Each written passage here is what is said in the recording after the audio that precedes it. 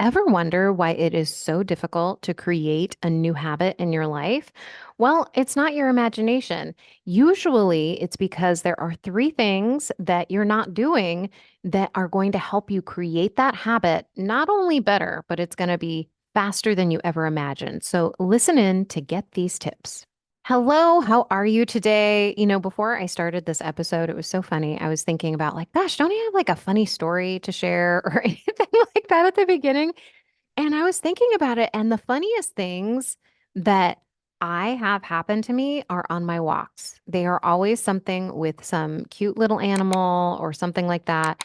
Like I was walking Frankie the other day, and that's my dog, and we were walking towards a sprinkler that was going off, and I saw this hummingbird, and this hummingbird was just in the sprinkler, hovering up and down in the sprinkler, just enjoying getting a nice little shower. And it's been 90, 100 degrees here in Sacramento lately. So I can totally relate to this little hummingbird trying to get cooled off. And that was probably just the most delightful thing that I have seen recently. I don't know that that's funny, but it is something that brings me joy when I can go out on my walks and be outside when it's quiet. And so I want to offer that as a practice to you if you're looking for a way to lower your blood pressure and to really take yourself away from so much of the news, right? That we get so stuck to our phone, we start looking at the phone, we start getting caught up in what's going on in the news cycle and all the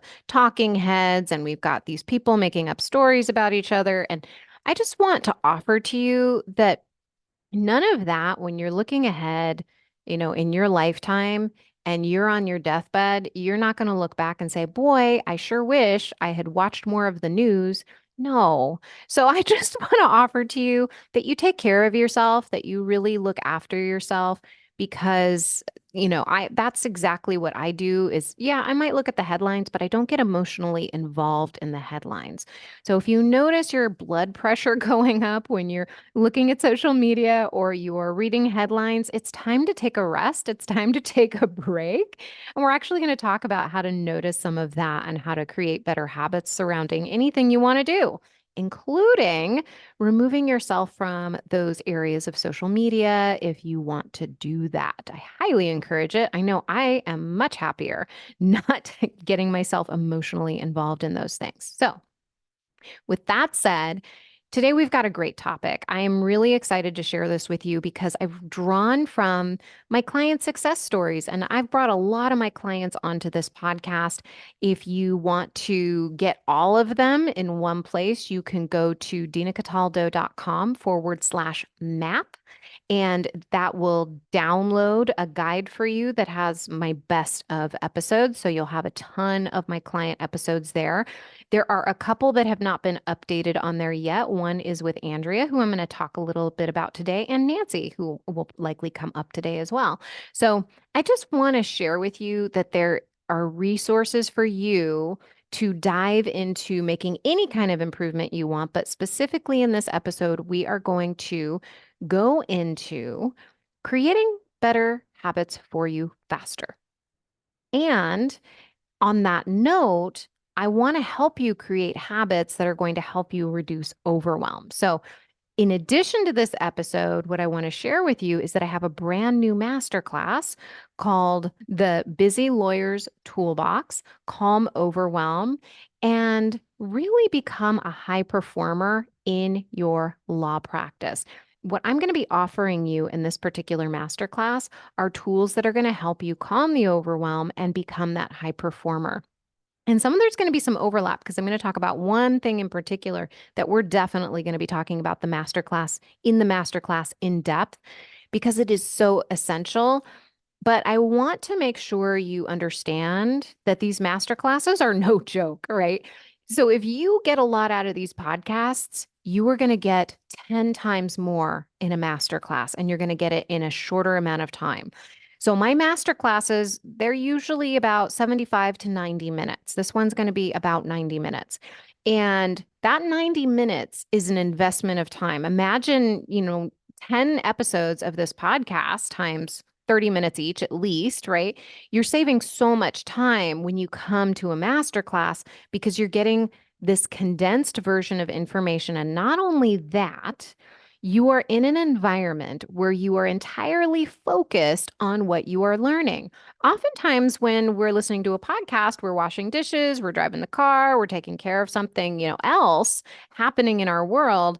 And so our attention is divided. But with a masterclass, I've designed these so that I can really bring your attention in and help you retain these more. And there's a few ways I do that. One is we block off this 90 minutes of time. So this is a specific amount of time you and I are spending together live in this masterclass. And of course, when we're live, there's something about it where we just pay more attention. It's like, oh my gosh, it's almost like we're in the room with somebody. And that's what I want the experience to be with you, because I want your engagement. I'm asking you questions. I'm looking for your responses. I'm reading your responses. You're totally anonymous there, but at the same time, you're part of a community of people, and we're all together learning these concepts. So these concepts are ones that might be sprinkled over 10 episodes of this podcast, but you're getting them all in this one episode, this one masterclass. And not only that, but if you have been somebody who's kind of visited the strategy page a dozen times and you've been thinking about working with me, but you're not sure if you want to work with me, this is a beautiful opportunity for you to see if we resonate working together, because you're going to get a sense of my teaching style. You're going to get exactly like how I think about things and what I believe are the best ways in order to improve your performance, to calm overwhelm. The proof is in the pudding, so to speak, with the client testimonials that I have. But I want to just share with you that when you sign up for a masterclass, you're telling yourself that you're all in on learning these concepts and integrating them into your life. You're all in on making change for yourself. So if you are all in on making change for yourself, and you are devoted to changing yourself, I want to invite you to August's masterclass. Go to dinacataldo.com/August masterclass, or you can go to the show notes to sign up. And also, one more thing. So, in every masterclass, I offer a special something to people who want to take action. And I will give you that opportunity live during the masterclass. And you can only get the thing that I share. It's different depending on the masterclass, in the masterclass when you show up live. So I want to encourage you to show up live, and I want to encourage you to take notes. Go to dinacataldo.com/August masterclass, and I hope to see you there. Okay, my friend. So let's talk about creating some habits, shall we? So the way I look at creating habits is there's the way where we're grinding, we're white knuckling, we're forcing a habit into creation, which I've seen people do. But that's not a way that I choose to do things, because I don't like how it feels. And also, it doesn't tend to be something that feels right to me. And I want things to feel in alignment with my values and who I am. When I'm thinking about habits, I look at habits as either coming from this white knuckling or from decision making and from devotion. So I'm deciding what I want, and then I'm devoting my attention, my energy towards creating that habit. And I'm not doing it in a way where I'm forcing myself. I'm trying to put like a square peg into a round hole. I'm doing it in a way that includes the three elements that I'm going to share with you here today. I didn't always do it this way. This was not my natural way of being. I was very much, let me force this square peg into this circle because I'm sure I'll be able to force it in. That didn't work for me. I was stressed out. I was overwhelmed, and I felt like I was just exhausted all the time, which makes sense when I share with you this metaphor. I think it's called a metaphor. I'm pretty sure this is what this is called. So think of your brain as a Maserati. It's the most high-tech machinery in the world that we're aware of in the universe, right? So our brain has this amazing power. And when we are feeding it mud, right? Like we're putting mud into the gas tank, mud's going to come out. We're going to get clogged up. It's not going to feel good. We're not going to have high performance. But if you have clean fuel, if you've really paid attention and started devoting yourself to something, really using the principles I'm going to share with you here today, then you're using clean energy. And when you use clean energy in your brain, it's going to function better. It's kind of like if you were to eat potato chips all day long, you're not going to function at your highest level. But if you ate salmon and salad all day long, you would function at a much higher level. Very different fuels for our bodies, for our minds. And you will see the results, right? The proof in the pudding, so to speak, when you start to implement what I'm going to share with you here today. So let's talk about this. Number one, the number one thing that we all need to do, I needed to do it. Every single one on the planet needs to do this before they change anything, before we create any new habit, is simply awareness of where we are without judgment. Awareness of what we are where we are right now without any judgment. Okay, this is incredibly important because whenever we judge ourselves, we block ourselves from change. That is like putting up a big brick wall. And we don't want that. If you want to create a habit, we've got to have a lot of open space. We've got to have like a blank slate that we're looking at so that we can make some decisions about what kinds of habits we want to create and what habits we don't particularly like or aren't getting us the results that we want. And that requires taking an honest look at who we are, what we're doing, all of those things. So having that awareness is important, but what can block us is the judgment. And we judge ourselves for not waking up early in the morning. Are we judging ourselves for not reading as many books as we think we should be reading? Are we judging ourselves for not completing projects? Are we judging ourselves for not being a morning person? Like, what are the things that you're judging yourself for? You've got to take that away. And just notice it at first. We don't even need to take away the judgment right now. Let's just notice it at first. This is step one. This is where all my clients start is simple awareness. Now, imagine that a simple awareness without judgment, walking through your day, being aware of what's happening versus frantically rushing through your day without pausing to notice any of it. The muddy fuel that enters into our brain is when we become frantic, when we become overwhelmed, and we just rush through our day without noticing anything that's going on within ourselves, within our minds. If we don't notice these things, we can't change them. That's one of the reasons why creating a habit is so hard, is because most of us simply don't pause to recognize what's going on. And one of the reasons why coaching is so effective is because you have designated time every week to have somebody help you notice those things, to help bring them out. And that is one of the things that has really shown through in the years that I've been working with lawyers, is that this step of awareness, when they start getting clarity here, makes it so much easier to move forward. So let me give you a couple of examples. So I remember, and Andrea still does this. Andrea will come to a session, and we had a podcast with her on recently, and she might have talked about this. But when she comes to a session, she has been thinking all week, not just about work. She's noticing what's been going on at work. She's been noticing how she feels. She's been noticing how she thinks. She's been noticing how she reacts. What are her triggers to certain things? What triggers anxiety? What triggers frustration? And she's noticing these things. And she does it without judgment, which is why she can come to a coaching call, share it with me, and then we can work through it. But if you don't have that awareness, you can never question it. You can never do anything with it because you just don't have the awareness.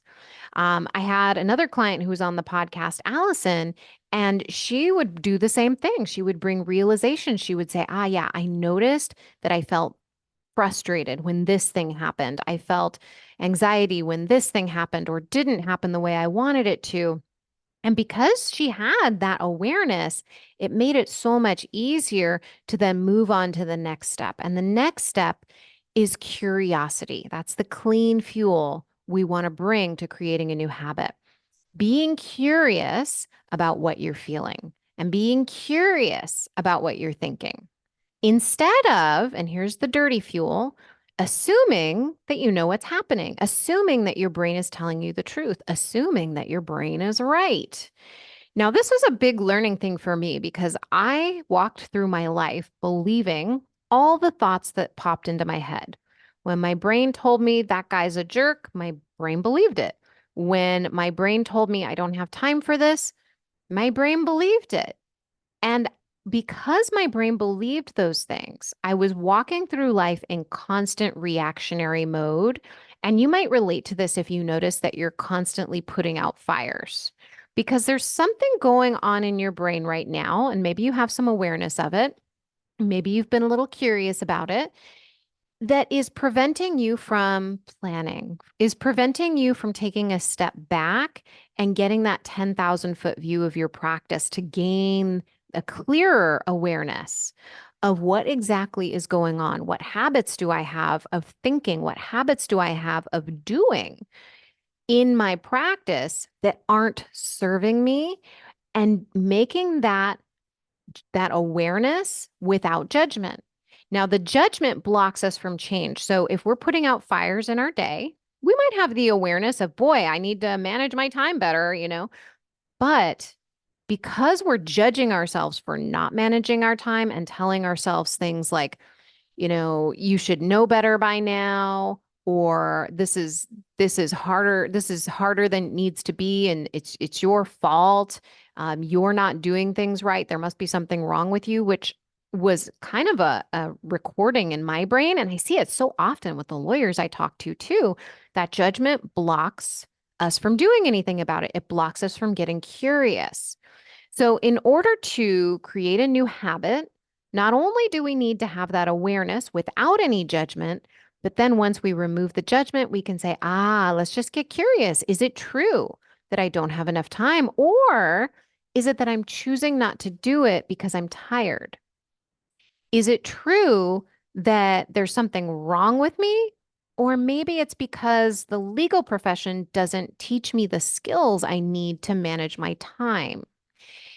Is it really true that I'm disorganized? Or is it that I simply haven't found what I need to be successful yet? I'm still trying things.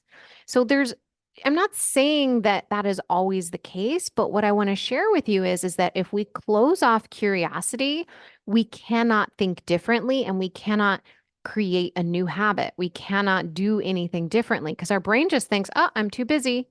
I don't have enough time, or that guy's a jerk. And so we can never create a new habit where it's managing our time. Or let's say, for example, a big one I see is, oh, I want to start a new habit like a workout routine. And the thoughts about the workout routine are I can't do it. I don't have time. I'm too tired. There's just so much to do. My family is depending on me. If I do this, I'm selfish. And if we just go through believing those thoughts, then we never make change. So if we get curious about a thought, I'm just going to pick one, which is, it's bad if I do something for myself, which is something I see a lot of lawyers struggle with because they want to spend time with their family, they want to be present with their family, but they think it's selfish to do something for themselves, like go take a workout, go for a walk, those kinds of things. And I want to question that with, is that true? Is it true that it's selfish? Because is there another perspective on that? And the other perspective that I always see is, what if it's not because when I take care of myself, I'm more energized and can be present with my family? When I'm more energized, I can perform better at the office. When I perform better at the office, I make more time. When I make more time, I can do things for my family that I wouldn't otherwise be able to do. I can make time to go to events and all of those things. So I just want to share that with you because it's massively important that we take care of ourselves, and yet we put blocks up in this kind of way. And I'm going to be talking about this in the masterclass in depth, and I'm going to give you some steps to really look for here. So go to dinacataldo.com/August masterclass, sign up for it, and we're going to talk about those. On this topic of curiosity right now, I want to share a couple extra tidbits. One is that when you hear And if you're spiritual, great. If you're not, that's fine too. But when you hear things about spiritual masters, the spiritual masters became masters because they recognized that they knew nothing. They were in a constant state of curiosity. They were not judging anything around them. They weren't judging themselves. They weren't judging other people. They weren't judging anything as good or bad or right or wrong. What they were doing is they were observing. And that allowed them the space to just know nothing. And when you don't go in assuming you know the truth, you become open to changing. You become open to seeing things differently. You also become more malleable to change habits. Okay, this is really important because if you want to create a habit, you've got to become malleable. You've got to be able to shape yourself. But if you're not doing these three things I'm talking about, it's going to become really hard. And ask me how I know. For years, I tried it the hard way. This is actually the easy way. Another thing I want to share with you is what it looks like. Because if you're noticing your feelings, right, the first step is awareness without judgment. You notice your feelings, and then you have this curiosity. So Jackie, she's been on the episode before on the podcast before. I'm going to link to all these episodes I'm mentioning in the podcast notes as well. So if you want to listen to them, you can. But Jackie would notice her feelings, for instance, anger. And not only would she notice it, she wouldn't judge it. She would just say, okay, here's anger. I see it. I feel it. And then she would get curious about what was really causing it. And she talks about that in her episode where she's talking about she just needed to notice things. She needed to started noticing things. And when she was able to do that, she could get curious for just long enough to stop the reaction. So in the context of creating a new habit, let's go back to starting a new workout routine. Let's say you feel guilty. It's the end of the workday. It's 4 o'clock. You want to go to yoga, and that's at 4:30, and yoga ends at 6 and you won't get home till 6:30. There's going to be part of you, your brain is going to say, "Oh my gosh, I should just go home and I should make dinner for my family, or I should do this or I should do that. I should be with them." And you're going to feel guilty.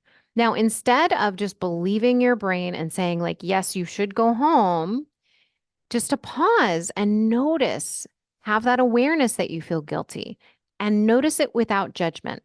You're not a bad person. You're just noticing it. Oh, yeah, that's that feeling of guilt.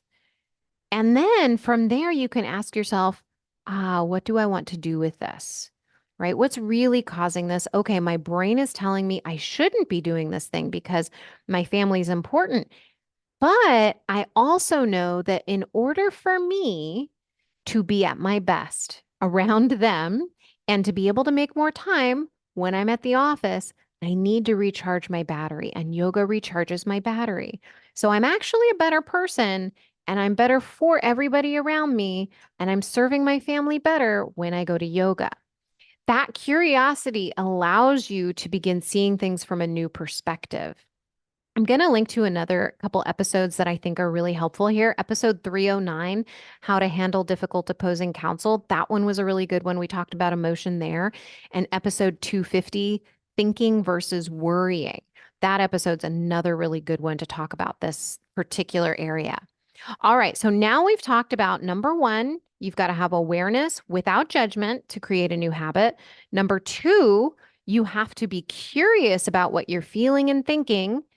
And then number three, you've got to acknowledge your accomplishments. I do this by celebrating with my clients every single week wins. So here's what I mean by this, acknowledging your accomplishments. That's the clean energy. So let's look at what the dirty energy might look like. It might look like you telling yourself, well, I only did that mediation, or I didn't do the whole hearing, or I didn't do the whole motion, right? Or there must be something wrong with me because I never finish what I start. Those kinds of thoughts are dirty fuel. And when you're thinking, I only did, you're minimizing what you did. So let's say, for example, in the mediation, a mediation could have taken you 6 hours, could have taken you 4 hours, whatever it is. But it wasn't just a mediation, it was client preparation, it was reviewing case files, it was having witnesses prepared if needed, it was having documentation prepared, it was getting the evidence in order. It was doing all the little things. It was writing out your statement to the mediator. It was doing all of these things. But so often what we do is we look at our calendar, we usually just put our appointments on it. We don't put anything else on there and we say, "Oh my gosh, the only thing I did was that mediation." Well, I know for a fact that it's not only anything. And so I want to offer to you that when you go through your day, instead of filling your tank with dirty energy, that mud, you want to go through your day acknowledging your accomplishments. And I kind of take it to the extreme with my clients sometimes. I'm like, okay, I want you to acknowledge every little thing you do as amazing. I don't care how simple it is. You took that paper clip off without cutting yourself. You did this amazing thing. You went on that walk. I want you to acknowledge everything that you're doing in your life, because when you do, it makes it so much easier to create a habit. Let's go back to the workout habit. So the habit is you want to work out at 4 p.m., but you feel guilty. Okay. And you're looking at your workload and you're saying, "Oh my gosh, I did not get everything done that I needed to get done. This is just too much going on today. I really shouldn't go to the gym. I should really just finish this project up." And you feel a little guilty because you didn't do the work. I want you to apply exactly what you're hearing here in this episode. One, be aware of what's going on in your brain. And that means you've got to listen to what your brain is saying. I'm not saying you believe it, but I'm saying you listen to it and you hear it. You listen and you hear it and you do it without judgment. You do not believe it. You just observe it like you're a third party observer, like you're a mediator. And then the second thing you're going to do is you're going to get curious about it. You're going to say, "Okay, let me get curious about this. I know I didn't accomplish everything I wanted to accomplish today, but is it absolutely necessary that I do this thing by 8 o'clock tomorrow morning? Because I'm coming to the office at 8 a.m. Is it something I can do at 8 a.m.?" Usually the answer is yes. Sometimes it's not, but it's important to at least question your thoughts and ask yourself, "Okay, what is it that I want? What is most important to me right now? What is absolutely essential? Is there something that's going on that needs to happen by 8 o'clock tomorrow morning? Or is it something that I can just say, yes, I'm feeling guilty, and that's okay. I'm going to go ahead and I'm going to go to the gym because I know that I function better when I feel more rejuvenated, when I feel strong." And that's incredibly important. So the way to get there, or one way to get there, is to acknowledge everything that you did during your day. When I got to the office, I checked my emails, and then I went to this office and I talked to a lawyer about this particular problem, and I called this client, and I went to court. Then I came back and I worked on a motion, and then I went and I did this other thing, and I did discovery, and so on and so on and so on. Instead of going straight to, "I didn't do enough, I didn't finish this thing, I should finish this thing, I'm bad because I didn't finish this thing." It's really important. It's a really big difference. And when you have habits you want to create, like working out, getting 8 hours of sleep, waking up early in the morning, eating healthier, if we are beating ourselves up about every cookie that we eat, if we're beating ourselves up about every project we didn't finish, if we're beating ourselves up about every time we didn't wake up or hit the snooze alarm when we didn't want to, it is going to make it so much harder to create a habit. It's going to take so much longer. So I really want you to take this to heart. These are the three things. I'm going to go through them again. Number one, have awareness of your brain and of your feelings in your body without any judgment. Okay, don't judge anything. It's like being that impartial third view, right? We want that impartial viewer of what's happening in your life. Like you're a crow in the sky and you're just observing what's going on below you. No emotions, attachments, or anything like that. You just want to observe. What am I thinking? Oh, I'm thinking I'm going to feel bad if I don't go home right now and have dinner with my family. Oh, okay. Well, what is actually going to serve you best, right? That's the next step. Two, being curious. Is this really going to serve my family if I don't go to the gym? Well, no, I'm going to go to the gym. Right. And then when you come up against those things that tell you, oh, you shouldn't do this habit, this new habit, you shouldn't go to the gym, you've got to acknowledge your accomplishments. You've got to say, wait a minute, look at all the things I did accomplish today. Just because my brain is telling me I didn't do enough or I should be working doesn't mean I have to listen to it. Let's just pay attention to it, notice it, get curious, and then acknowledge myself for the things that I did accomplish. Right. So when we stay in that clean energy, it makes it so much easier to create the habits that you want. All right, my friend, if you want to implement this, if you want to have somebody who's on your side, helping you step by step implement everything that you're learning here in this episode, in all the episodes, and the master classes, I am here for you. Go to dinacataldo.com/strategy session. Book a strategy session with me. You and I will have a conversation about what working with me one-on-one will look like. And it's going to be a little bit different for everybody. But the good news is that I've heard it all.